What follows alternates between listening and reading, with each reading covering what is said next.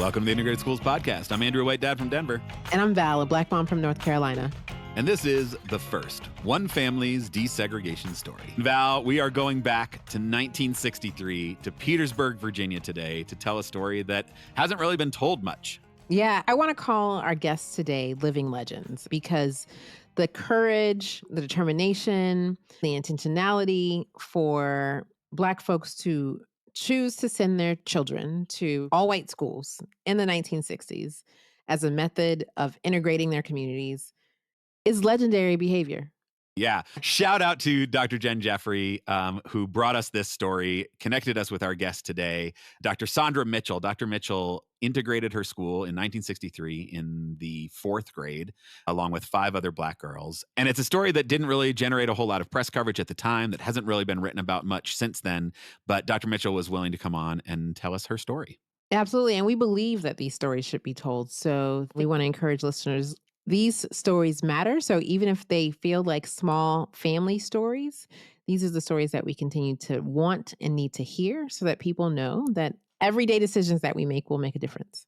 Yeah, so Dr. Mitchell didn't have a whole lot to say in the matter. Her dad and mom made a choice to desegregate the schools in Petersburg, Virginia. That's right. And fortunately, her dad is still with us, 92 years old.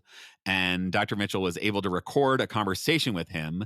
And she shared those recordings. So in the course of the conversation, you'll hear us play some of those clips as well. And Val, talk about living legends. That's right. 92 years old. He was a pastor at a church in Petersburg, Virginia, and still has that preacher's voice, even at 92. Reverend Powell was super impressive. And may we all get to 92 are able to work a room like Reverend Powell. For sure. Yeah. So very grateful that we've got those stories to share as well. So I know you spent some time in his autobiography. Can you talk a little bit about Reverend Powell and tell us a little bit more of his story?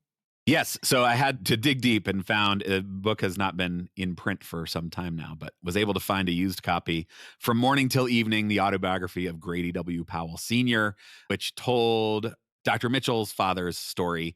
Just a fascinating man who accomplished a great many things, was really heavily involved in civil rights from a young age, sort of a family tradition, and really helped me certainly prepare for the conversation with Dr. Mitchell to understand her family's legacy and part of what drove him to make this choice for desegregation at a time when not a lot of people were doing it. Yeah, I want to emphasize the fact that it's often a family legacy. It is intergenerational work, as you've talked about many times before.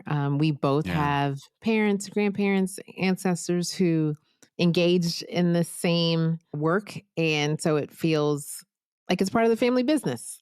And I think that is one of the underlying things we'll learn from our interview is it was the expectation that this is how we're going to show up. Yeah. Despite it not being easy, it felt like the right thing to do. Mm-hmm. Yeah, we're fortunate to hear from Dr. Mitchell and her father about why they made that choice. That's right. I'm really looking forward to this conversation because it feels personal. It feels like I know these folks and the same story. Yeah. And I'm excited to dig in. All right, let's take a listen.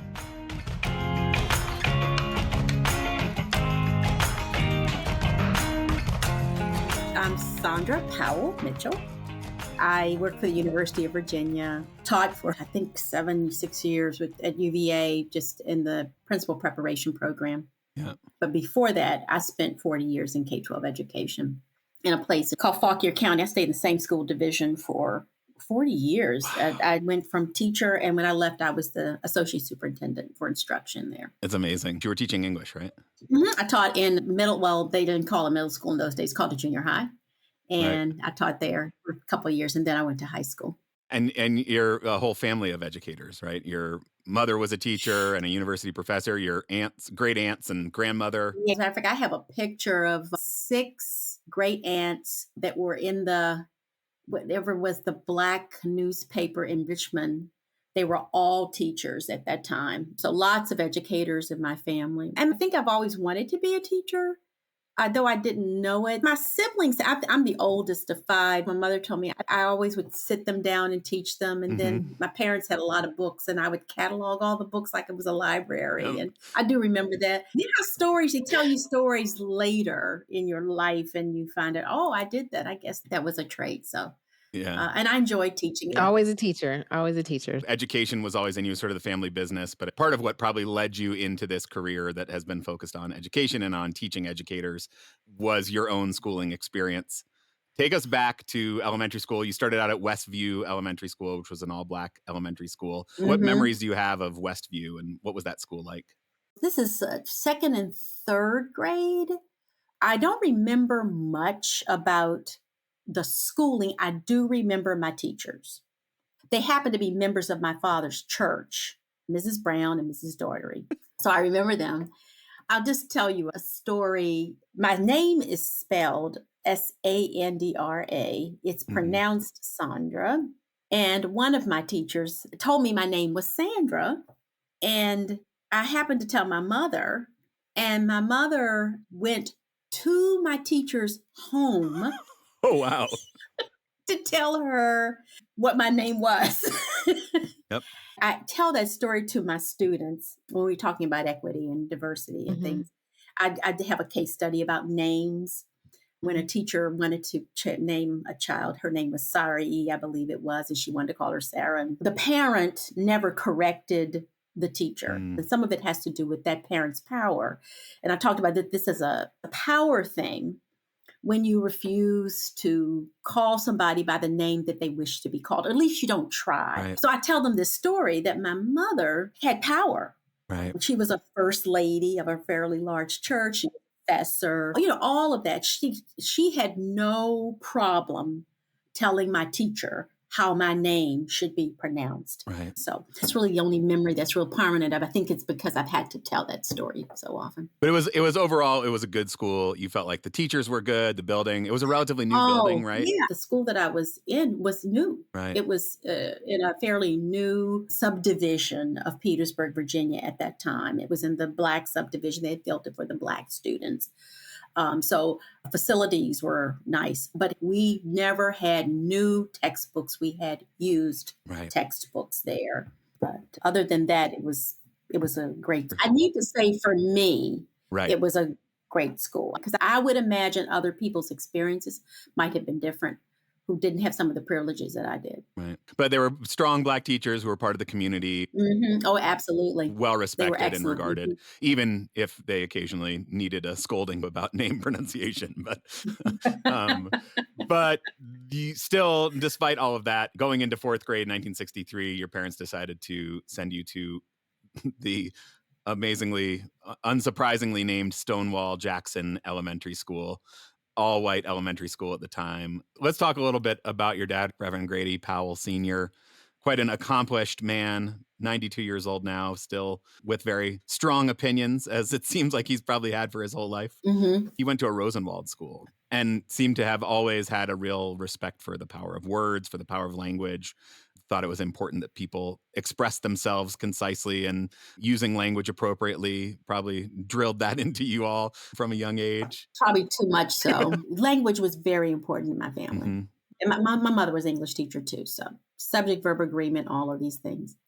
One of the problems, however, is that people who do not speak standard English, is what my mother would call it.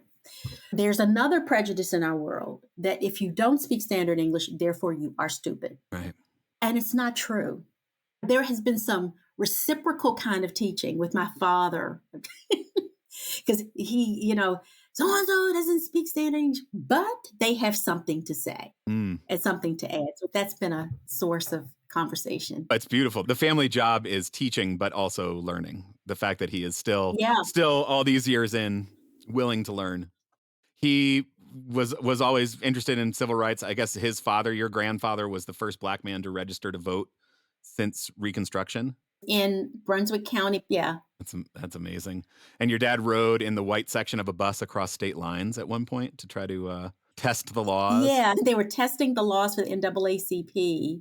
How did you know that story? His autobiography. Yeah, they were testing laws. And he tells this funny story because the old man that he was with, they got across to North Carolina, and the guy said, "I guess we made it, Reverend Grady." Just loud. The whole bus heard them. Oh my gosh. So just to tell you the kind of person he is, He is the first Black Baptist pastor in the country to ordain women deacons. In the Mm, country in wow. 1992. The church I go to right now, they don't have any women deacons. They don't believe in it. Wow. Yeah. So he was pretty radical in his day. Mm-hmm. Spoke out about the church needed to welcome homosexuals in the church in the 1970s. I remember my Mm-hmm. mother saying, "Really, Grady? Do you want to go there?" You know, So there was really no way you weren't going to integrate a school. I It don't think was so. no. There was just no way. Yeah, seems like it was going to happen one way or the other. His commitment to the cause ran deep. Yeah. And I just want to play a bit of that conversation that you had with your dad about that choice, coming up on it, why he chose to do it then, how he went about it. Okay, Dad. We desegregated schools in the fall of 1963. Do you remember why that year you chose to do it? Because you came to Petersburg in 1961. So what made you do it in 1963? Because I was a member of an organization in Richmond called RCAC, Richmond Citizens Advisory Committee. Mm-hmm. We had gone to court about integrating the public schools of Richmond. Mm-hmm. So I was hoping we wouldn't have to go to court in Petersburg because they had been doing a lot of things in Petersburg, but there was no school that had ever been integrated nor attempted to be integrated. And I thought that instead of going to an organization, I would go to John Meade, who was the superintendent. I knew him, and ask him about integrating the schools of Petersburg. And so I was coming from Richmond, a meeting of the RCAC, and I stopped at his office and went in, and I told him that I had two daughters who were school age, Mm-hmm. and I wanted to get them in school. But I said, Mr. Meade, I'd like to do it without any fuss. And would he lead in opening the schools?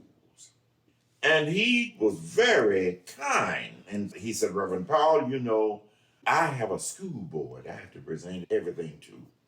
The school board was all white. Mm-hmm. And he said, if I take this to them, I'm just so afraid it will mess up a plan that I have. And I said, you have a plan? He said, yes. I have already asked the school board if they would make a playground at Blandford Elementary School. And they have decided to do that. Now, Blandford Elementary School was black. Blandford What? was black. And he said that would give a playground for the colored children in Blandford. And he was asking he wanted to have a swimming pool and a recreation center in the West End for colored children. And I said, well, that's wonderful. I said, I didn't know anything about this. And he said, but I haven't talked with them about the integration of schools. And I'm so afraid if I do, they would not appropriate the money to have either one of these playgrounds to come into being. I said, oh, that would be terrible. And he said, but the time will come when I will integrate the schools. I said, oh, Mr. Meade, could you guarantee me that you would integrate the schools and give me a time? He said, Reverend, I think a lot of you, and I'm going to tell you the truth. He said, I can't give you a time because I don't know how the school board would take it. And I said, well, Mr. Meade, if you can't give me a time, I will tell you the truth. I'm going to tell you the truth. I'm either going to put my children in school this September or I'm going to court. I said, you see, Mr. Meade, I have come here with certain expectations of myself. He said, all right. I hated it so much because I was nervous about putting my children in a school where they could be so ugly to them. But I did it, and my wife was willing, and I sat in Fauntleroy, and I mentioned it to him. And he said, I will go for my 3 girls. Mm-hmm. And he mentioned it to John Cole. Cole. Mm-hmm. And he said he would go. And those are the first people. That's how the first integration started. Yeah, just incredible how with it he is at 92, how sharp, how vivid all those memories are. Mm-hmm. And you both have some pretty clear memories of that first day of school back in 1963. And let's just play a clip of your dad talking about that. Do you remember the first day of school? Because I think I remember people lining up the walk, but I don't know that that's in my imagination. Was that true? That was true. Oh, okay. Let me tell you about that morning. The Fauntleroy girls and the Cole girl came to my house. Mm-hmm.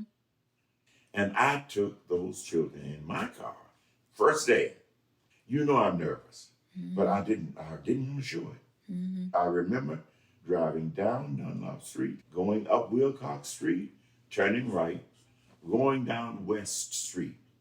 And I parked the car up on that street, and you girls got out, and I felt like a duck with all of you behind me.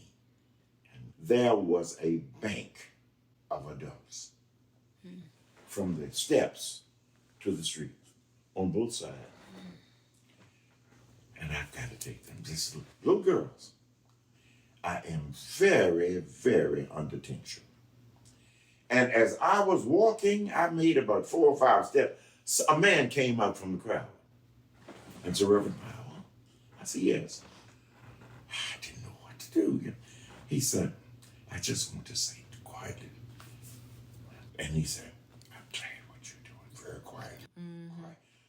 The only I could hear, I said, thank you. Mm-hmm. And Miss Godbill, the was principal, standing at the steps. And she came out of the door when she saw me turn. Mm-hmm. And she said, good morning, Reverend Powell. Come on, I'll take them in. I really wanted to go in with you children, but I didn't work out for it. Thank you. Thank you, Miss Peoples. Yeah, we're expecting them.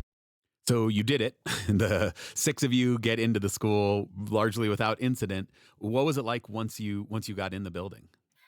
Yeah, I imagine this was deliberate, but there were 2 of us who were in 4th grade, my friend Nikki and I, and we were not put in the same class, Right. Which right now I know that was not a nice idea. Yeah. It would have been perfect if we were together, but we were separated. And I kept thinking, did they separate us because they thought we would cause problems or something together? I don't know, but they did. So I remember feeling alone. I do remember feeling lost, walking into what seemed to be a huge cafeteria and not knowing where to sit. I remember that feeling. And that's a normal feeling when any of us walk into a place where we know nobody. Right. And then I have other disparate little vignettes of memories. I befriended some girls. We became school friends, I guess, and I guess we played together, talked together, that kind of thing. And I remember that there was a conversation about visiting each other over the weekend. And I think there was some, okay, we'll do this. And then I remember one of them coming to say I couldn't come to their house. I do. And I remember that.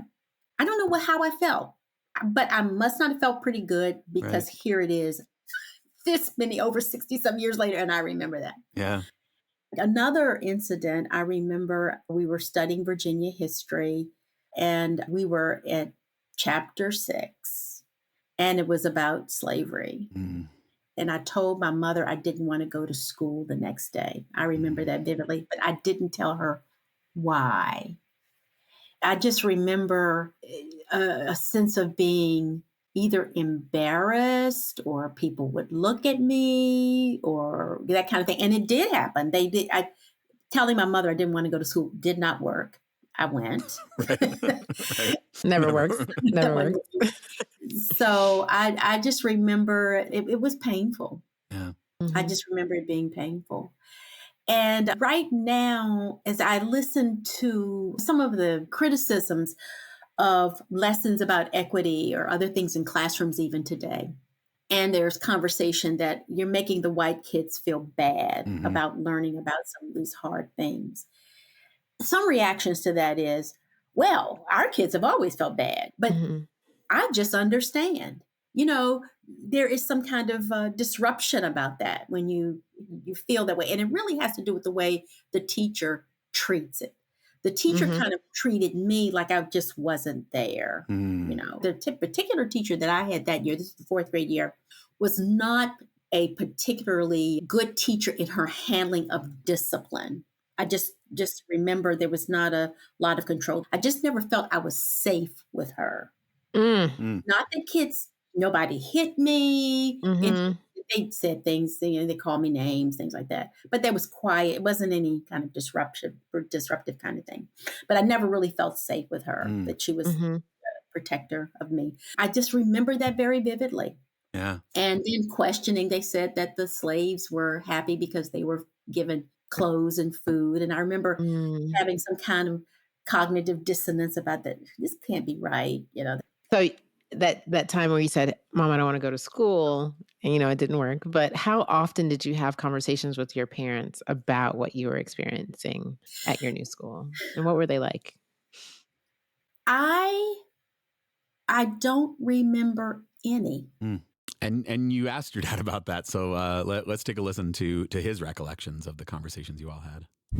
So I just want to know, what was your feeling, as best you can recall, of sending us to school? And because what is interesting to me is that the civil rights movement, as far as schools are concerned, it was an adult endeavor, but people like Ruby Bridges and all of us, we were on the front line of having to execute it. Yes. Indeed. So how did you feel? Did you check on us to see if we were happy or we having any problems? No, I didn't talk that much to you. I didn't. I simply told you that you were going to be going to school with white children. And you could have reflected on what was going on at Little Rock 9. And people spit on them. And they shouted after them. And Eisenhower had to bring out the National Guard to Little Rock. I was afraid. I was so relieved when John Meade said to me, "We won't have that." But when I got out of the car and saw all of these white people, it made me very tense.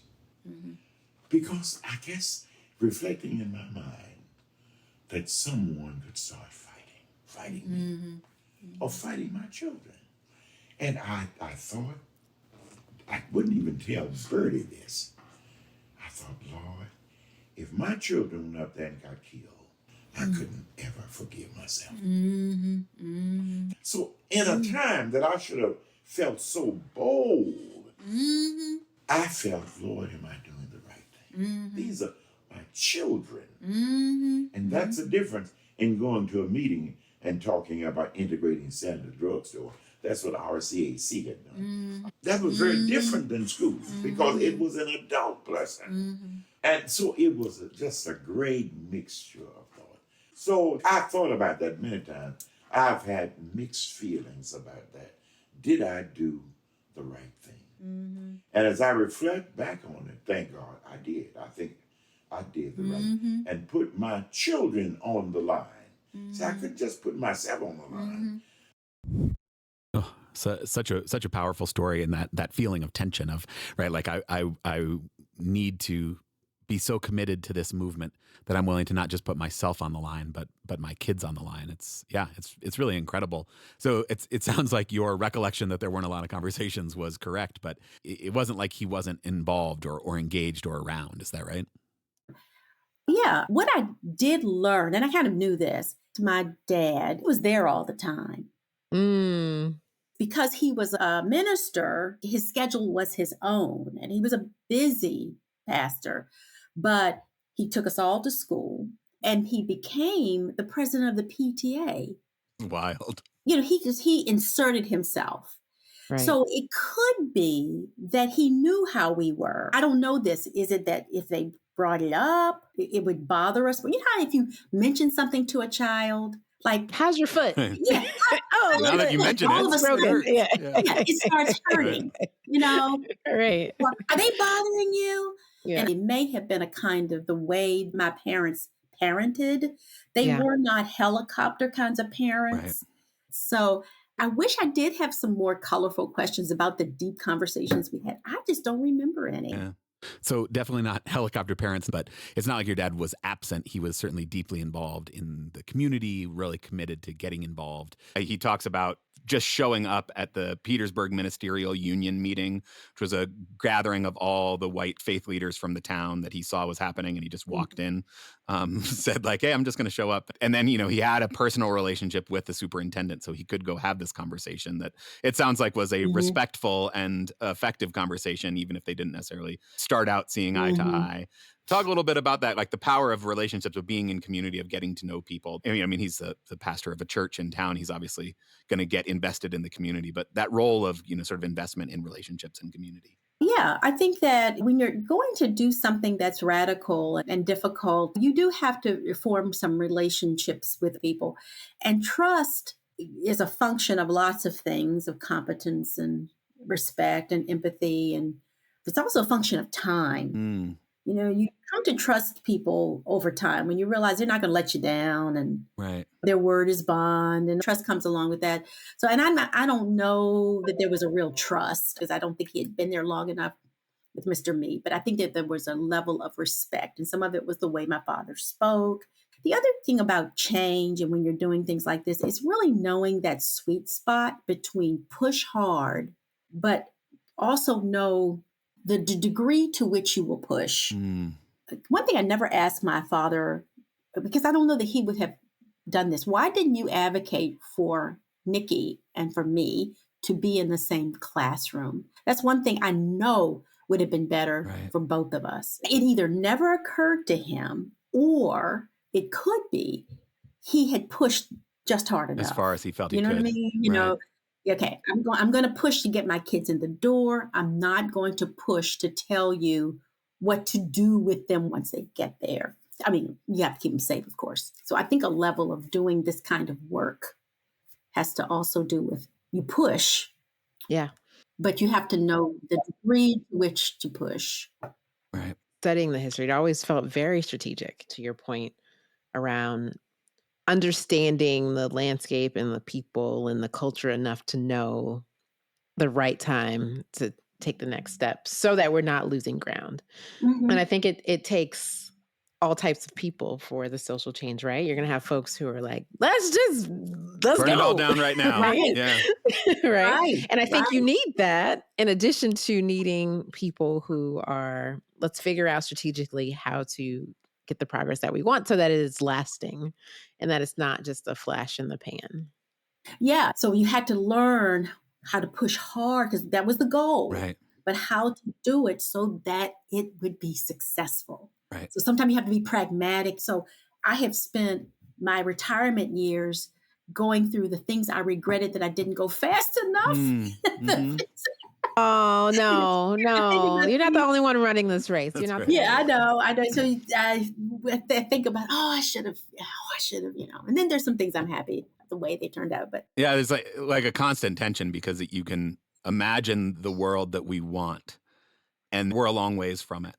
And so you're like, well, we got to go as fast as possible to get there as soon as possible. And why should we slow down the goals for that? Because there are people who don't want it. Those people are on the wrong side of history. So like, let's just go and do it. But we know that there is an inevitable backlash whenever racial progress is made. And we've seen that throughout the history of the country. And so there's understandable tension amongst good intentioned people who want to go faster, who think that the only reasonable way is to go slower. And I don't know. That's a tricky one. yeah, you're so right. You need the both people, those who push like this, and then those who say, let's temper it so we get this. Because I'm just watching all of the rejection right now of diversity, equity, and inclusion, and all of that, you know, that's going on. And it's occurring to me of late that those who are really pushing in that, and I was really a part of a lot of that, that now that we're in a backlash, I do believe that some of the work that was done, you can't unhear some of that stuff. You can't unhear that there is something called microaggressions, and you can't unhear the fact that it is better if we walk this together. You can't unhear that stuff. So even though we're in a backlash moment, I do believe we are right now, I think we made strides. So I don't call it kind of backlash. I kind of call it pause lash or something. Right. I don't know what You're exactly right. We'll get that trademarked. Whatever you come up with, let us know and we will get that trademarked for you. Because you're right. You can't put it away again. It's here. And it's in the once you consciousness. learn something and it's been confirmed with you. It's still there. Yeah. Yeah. It's still in the consciousness. It's still in the public discourse. And I think Yeah. the backlash is about that discomfort that comes, you know, as a white man looking back at ways that I have committed microaggressions before I knew that microaggressions were a thing.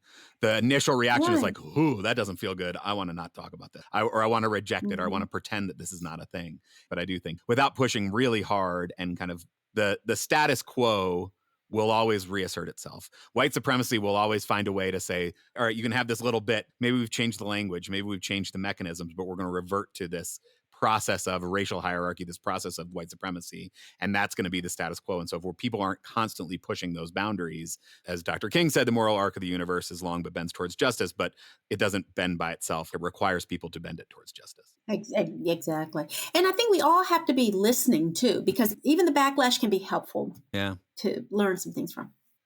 You know, the expectation was you kind of did the thing because as a family, we decided that you're doing the thing and this is what it means to be a part of the movement. And there may be some prep, but don't want to prep you too much because we don't want you to be overly worried about it. So I'm curious, what types of skills were required of you to show up every day in that school? Like, what were you thinking? Were you thinking, I have to do this for my family? I have to do this for my community? I think it's just, this is what my parents told me I'm doing. And it was school. I wanted to belong, but it never occurred to me to say, I want to go back. I remember my friends at church, like my Black friends who chose not to go, kind of having conversations. One of my really, really good friends, I wanted to know why she didn't want to go because she lived closer to the school than we did. And she told me that her mother said that all white people had lice. And so she wasn't going. I'll never forget. No. Really? I just, so I think we all make up these things, For sure. So I believe now that what that experience did was to give me a kind of resilience about being the only one or an other. I just learned how to navigate those kinds of spaces. Yeah. Thank you. And that's been part of your career since you started teaching. It sounds like you've always been on the lookout for anybody who feels othered, had been interested in creating spaces in your classrooms and then helping to train teachers and school administrators and other adults on how do we avoid situations where people feel like they are the other or cast out. Yeah. And I probably had to come to my own in that as a teacher. I was a real advocate for any kid who seemed smaller than the others.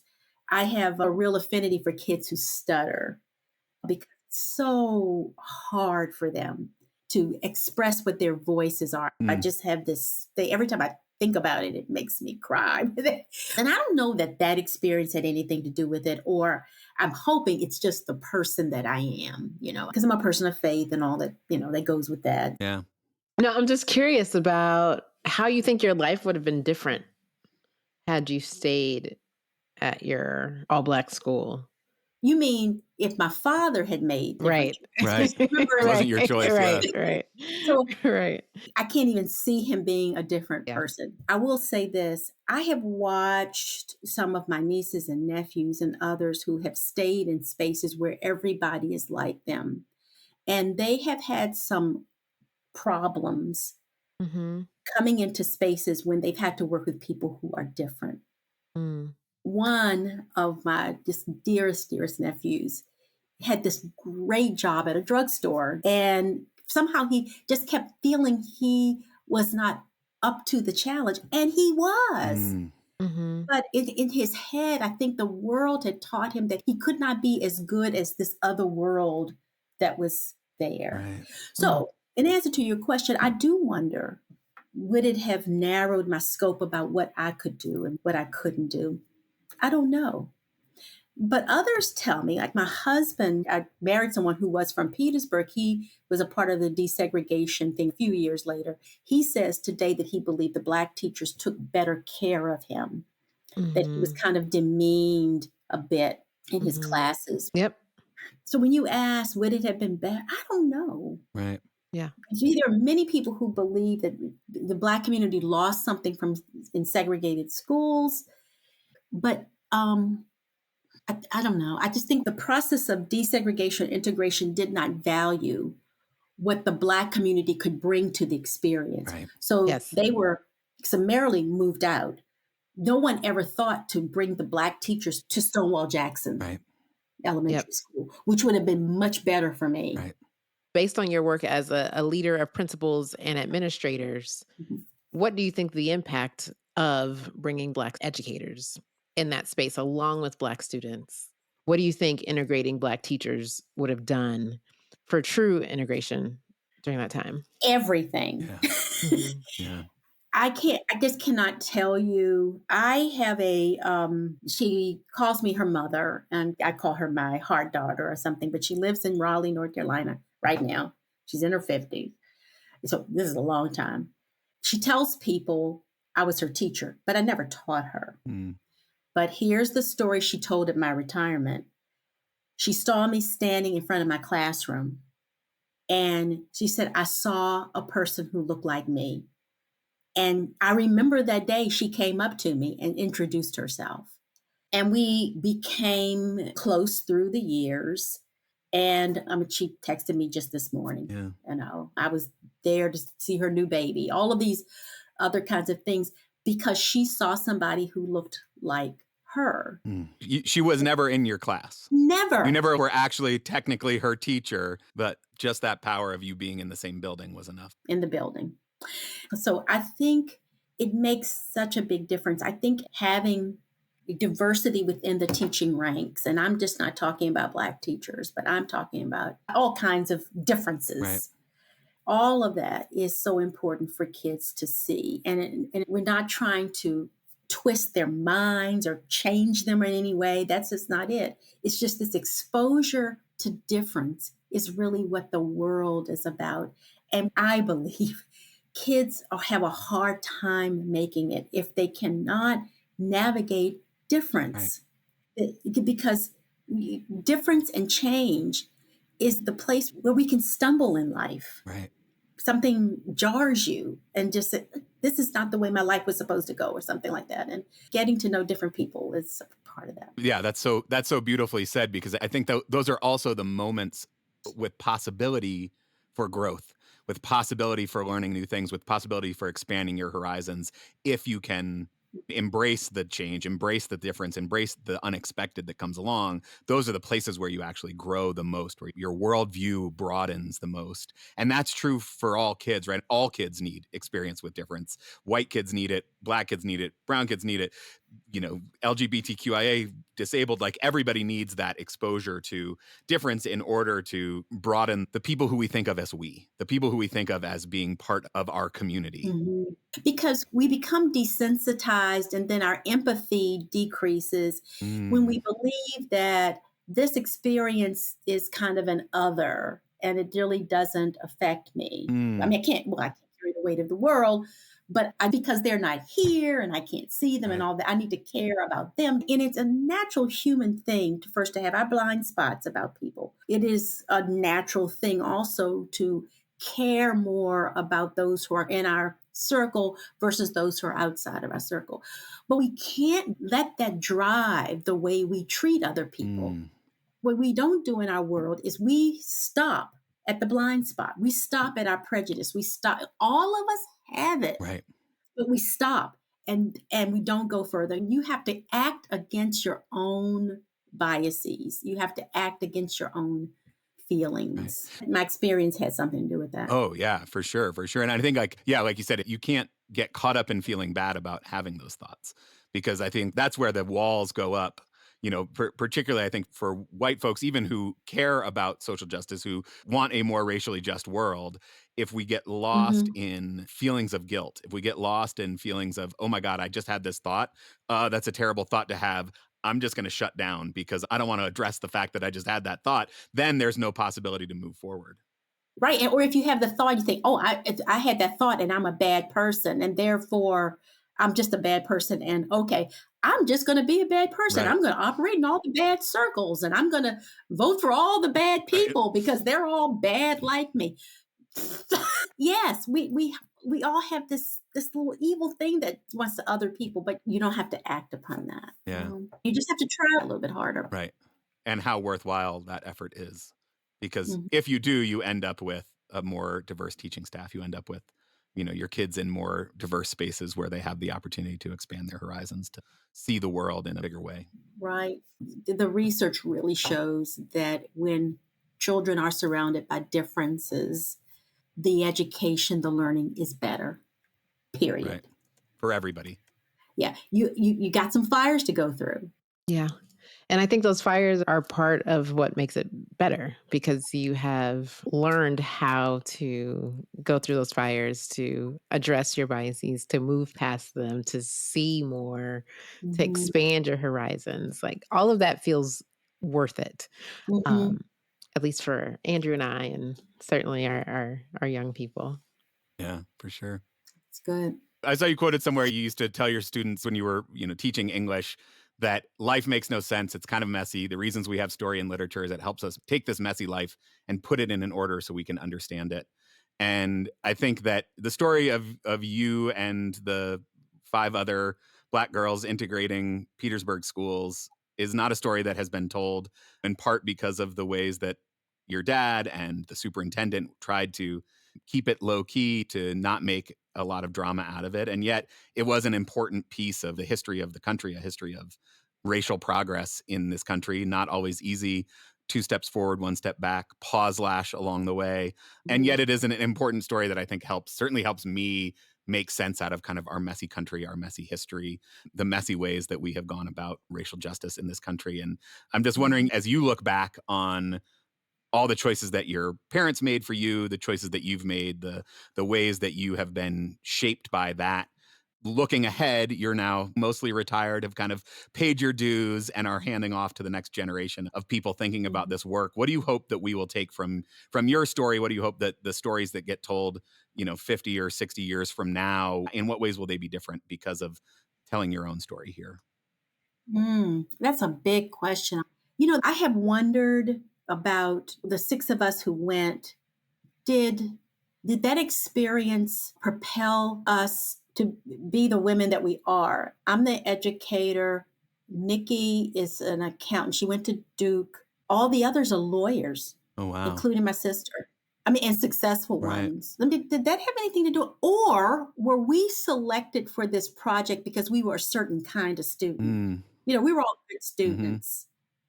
And I've read that sometimes in these efforts to desegregate schools, often the people that they push forward are those that are kind of like the good ones, Right. And one thing that is concerning me is that throughout my career, I got along very well and, navigated these spaces because I kind of had learned the ways to do that. But I've walked in on colleagues would be talking about a Black child or somebody like that. And I would say, what are you talking about? And they would tell I was not happy. Say, well, it's not about people like you. It's not you. Right. And I said, but that child is me. So when we talk about groups of people, we have to be open to the diversity within groups as well. Yeah. There are those who are accepted, those who are not accepted. And I think the other thing is that I am convinced that diversity is good for all of us.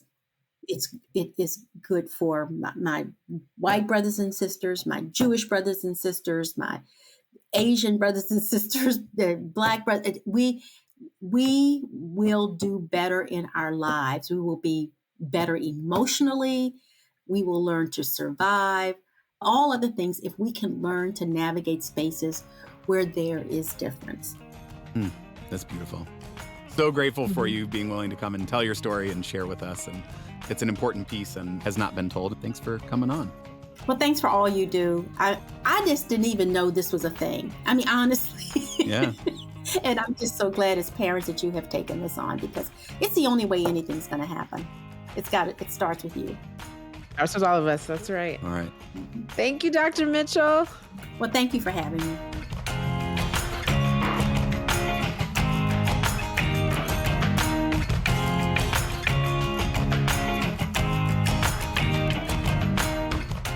So Val, what did you think?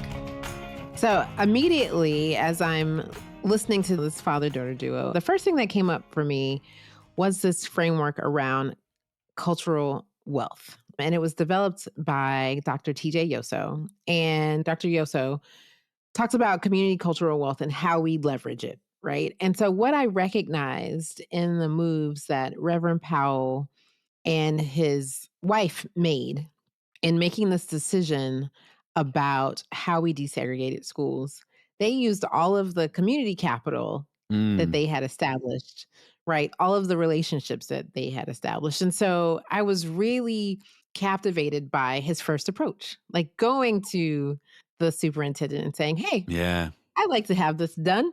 We know each other. We're in the community together. Let us figure out how to do this. And he probably wasn't surprised by the response, like, I don't really know. I'm trying to get a playground. Give me time. Don't Right? you want a I'm trying to get playground? Right. Right. Reverend Powell decided, hey, I'm moving forward with this, whether or not you agree to this. This is what's going to happen for my family. And it was no doubt that there had been many conversations that Reverend Powell had with community members about how we get this done. And so it was never a decision that was made haphazardly. It was probably years in the making. And then there had to be some decisions that were made by members of the community to say, we are buying into this as well, right? One thing that he said that gave me goosebumps is he said, this is very different from going to a meeting, right? Like putting my children on the line is very different from just attending a meeting, right? And so that is not done without lots of strategy, lots of like building up that cultural capital, lots of people trusting you to lead them in this way. And I think that emphasized to me like the power of the people, right? Like as a community, we have power, and it might look different from the ways in which power is demonstrated in other areas, but our community has power, and we can make change happen. And it wasn't because the superintendent or the white community in Petersburg, Virginia was okay with it. It really was, we're going to use our power to make this happen, regardless if we get the support from the majority in the community. Yeah, I mean, being the pastor of a large Black church in town gives him a certain amount of cultural capital. He comes in with degree of education, and she talks about his focus on the power of language and speaking, quote unquote, standard English. And so he was able to present himself to the superintendent in a way that bought him some credibility, such that when the superintendent said, will you wait? And he said, no, actually, I'm doing this. The superintendent knew that he wasn't messing around, right? Knew right away that he couldn't keep pushing this off any longer. And he talked about the power that the superintendent had to be able to call the chief of police, to be able to call the editor of the newspaper. And that power is real. And that's certainly not power that was available to Reverend Powell and his family. But there was that real power in the community. And then the trust, like you said, like he said he felt like a duck with his little ducklings the first day of school. I know. Yeah. Those other families trusted him. You think about the worry that he had, at least he's standing there with the kids. Those other families trusted him enough to take those kids under his wing, so to speak, and walk them into the school that first day, not really knowing what was going to happen. And I think that speaks to the value that he placed on community, the value that he placed on relationships, the value that he placed on building and earning that trust and treating that seriously. Absolutely. And it wasn't scary, right? And so we'll see the painting of Ruby Bridges, and we see her back up straight and her head's held up high. And the other word that came up for me throughout the interview was dignity. There was so much dignity Yeah. associated with this effort. Even though there was fear there, even though there were nerves there, even though the parents and the caregivers didn't necessarily have the conversations with the young people, they taught them a sense of dignity in going in this space. And I could imagine, like, especially with the duckling analogy, he had his head up high, and I'm sure all of those young people were following in line Absolutely. exactly like the same way to say, like, we Yeah. can do this, we are prepared for this.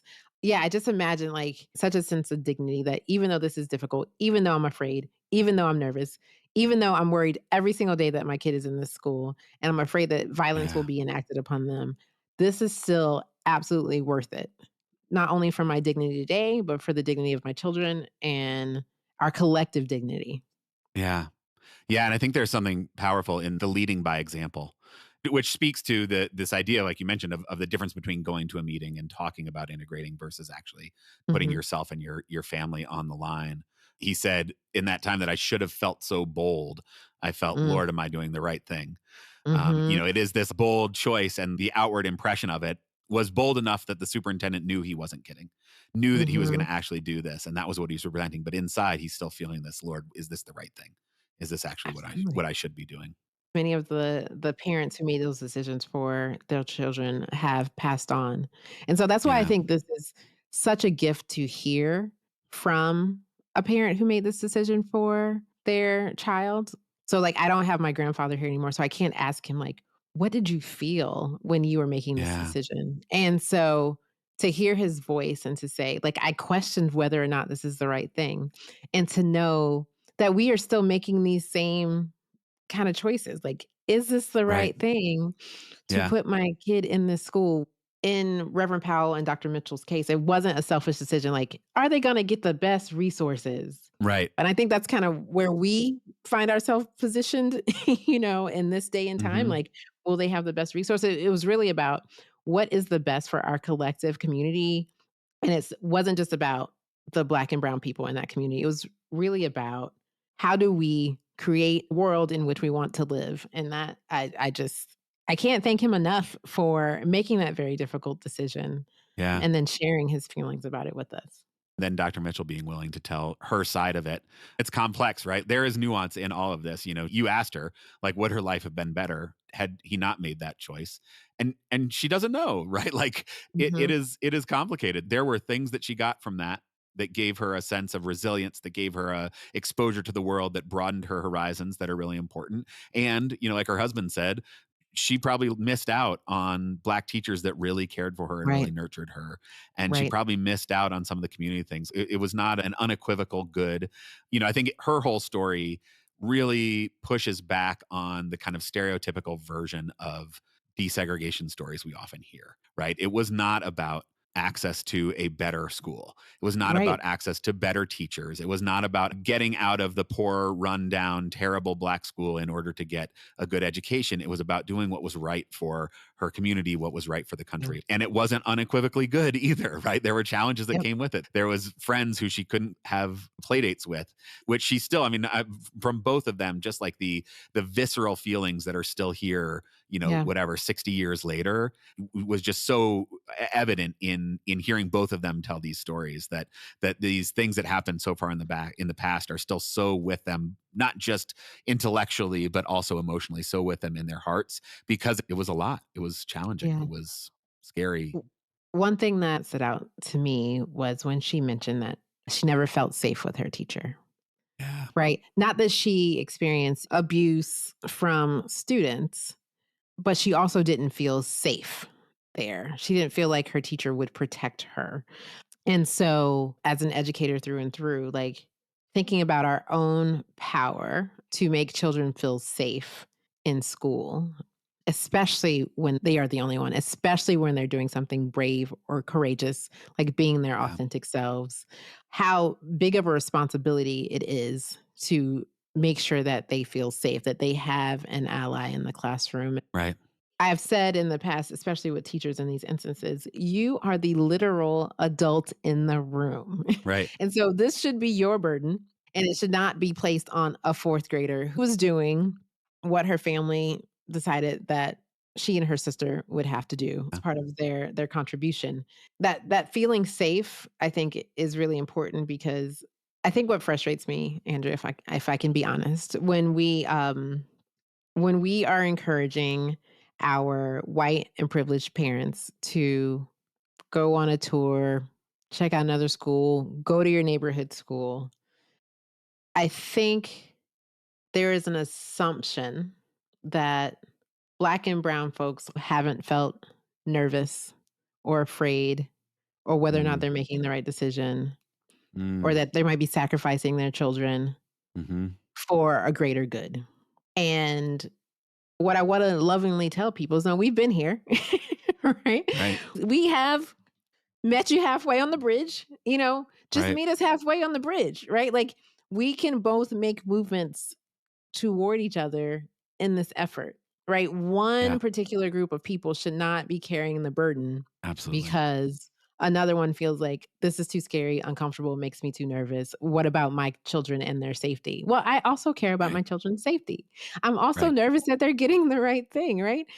And there's little evidence that a white child is in any more danger in a Black school today than a Black kid in a predominantly white school desegregating it in the 1960s.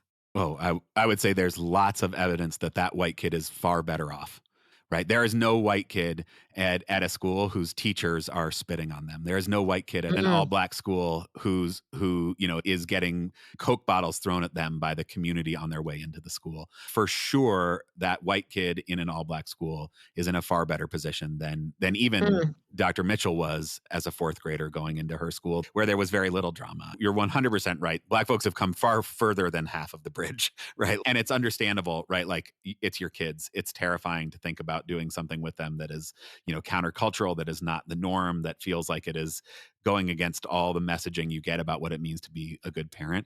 But like, that level of fear, that level of concern pales in comparison to what Reverend Powell was feeling walking his little ducklings into school that day, not knowing what that man who stepped out of the crowd was going to say or was going to do.